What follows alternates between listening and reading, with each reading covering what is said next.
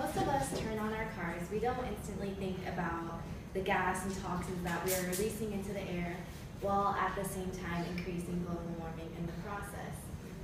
Pollution is something that does not only come from a vehicle though, but can also come from many different amounts of sources. However, it is very important that we begin to pay more attention to the effects that pollution has had on our overall environment.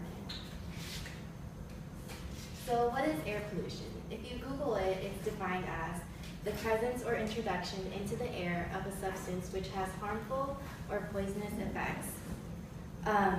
Although we may think we know what pollution is, people hardly realize that it can come in many different forms and is a combination of many different types of chemicals and toxins. And most of pollution is made up of a chemical called sulfur, which is a smog-forming pollutant that is found in gasoline. As you can see here in the chart, most of pollution comes from industries and transportation.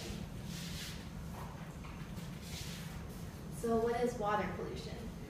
Water pollution occurs when pollutants are directly or indirectly discharged into water bodies without adequate treatment or removal of harmful compounds. So it's not only found in the air, but it can also be found in water. And dirty water happens to be the world's largest health risk because of the dangerous chemicals and bacteria that can exist in our drinking water.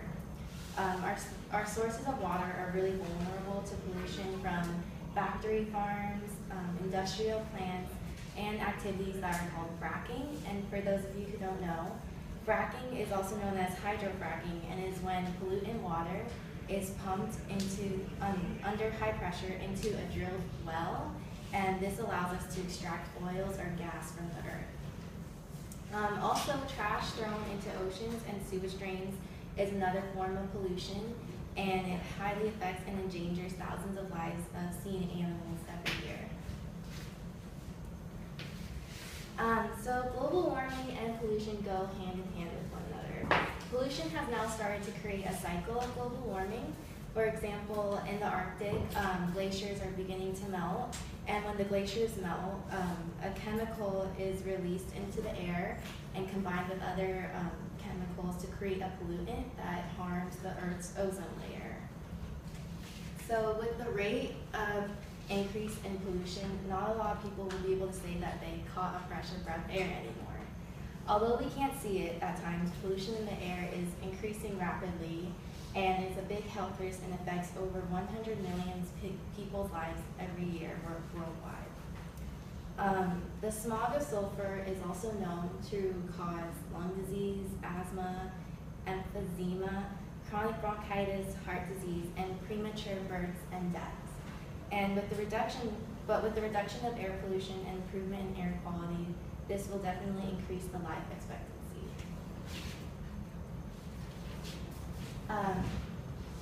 So pollution in water also greatly affects people's health all around the world, and a lot of people suffer with the difficulties of trying to find clean water to drink. And according to UNICEF, about 2,200 children die every year from drinking contaminated water, and about 40% of America's lakes are too polluted for fishing, swimming, and aquatic life. So pollution is pretty much everywhere all around the world, and it's a major risk according to all of these statistics. So it may be seem near impossible to help reduce pollution. However, there are some precautions and changes that we can take in order to help. One thing that is extremely beneficial are hybrid cars. So hybrid cars have two different power plant motors, one that is an electric motor and the other that is a conventional gasoline engine. And when the battery of the engine motor runs out, then the gasoline motor can help to charge the battery.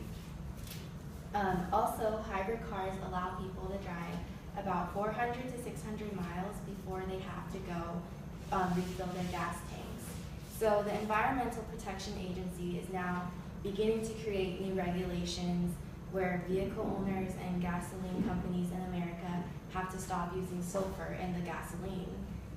But by doing this, it will drastically increase the prices of gasoline in America and negatively affect the economy.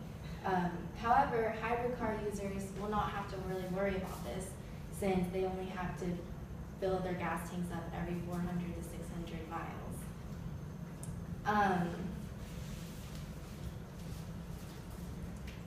Okay, so